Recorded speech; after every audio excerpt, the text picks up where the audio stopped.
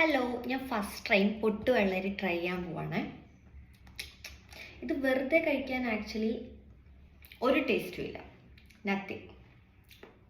മധുരമില്ല, പുളിയില്ല, ഒന്നുമില്ല. അപ്പം നമുക്കിത് ട്രൈ ചെയ്താലോ. ഇതിൻ്റെ കുരു എടുക്കണ്ട എന്നാണ് എൻ്റെ ഒരു വിശ്വാസം.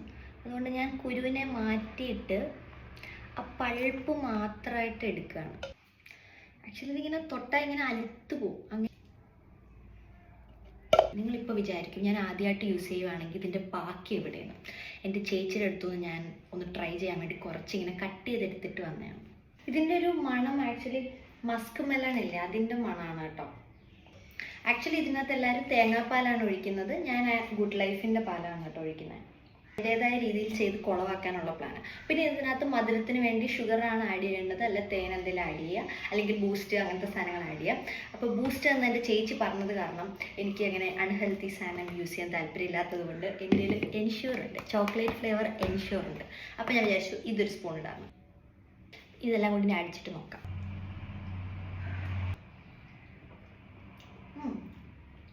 ആക്ച്വലി ആ ഒരു ഫ്ലേവറും പിന്നെ നല്ലൊരു തണുപ്പൊരു നല്ലൊരു കൂളിംഗ് എഫക്റ്റ് ഉണ്ട്. അതാണ് ഇതിൻ്റെ ആ ഒരു ഹൈലൈറ്റ് എന്നാണ് എനിക്ക് തോന്നിയത്. ഞാൻ ഈ എൻഷ്യൂറൊക്കെ ഇട്ട കാരണം അങ്ങനെ അത്ര അടിപൊളിയാന്ന് പറയുന്നില്ല. പക്ഷെ എനിക്കൊന്ന് പഞ്ചസാര ഇട്ടിട്ടായിരുന്നെങ്കിൽ ഇത് സൂപ്പറായിരുന്നു കേട്ടോ. മെയിനായിട്ട് മെലൻ്റെ ഫ്ലേവറാണ് ഇതിൻ്റെ ആ ഒരു ഹൈലൈറ്റ് എന്ന് തോന്നുന്നു. പൊട്ടുവെള്ളരി ഇപ്പം ചൂടായതുകൊണ്ട് റോഡിൻ്റെ സൈഡിലൊക്കെ ഉണ്ട്. ഒന്ന് മേടിച്ച് ട്രൈ ചെയ്തു.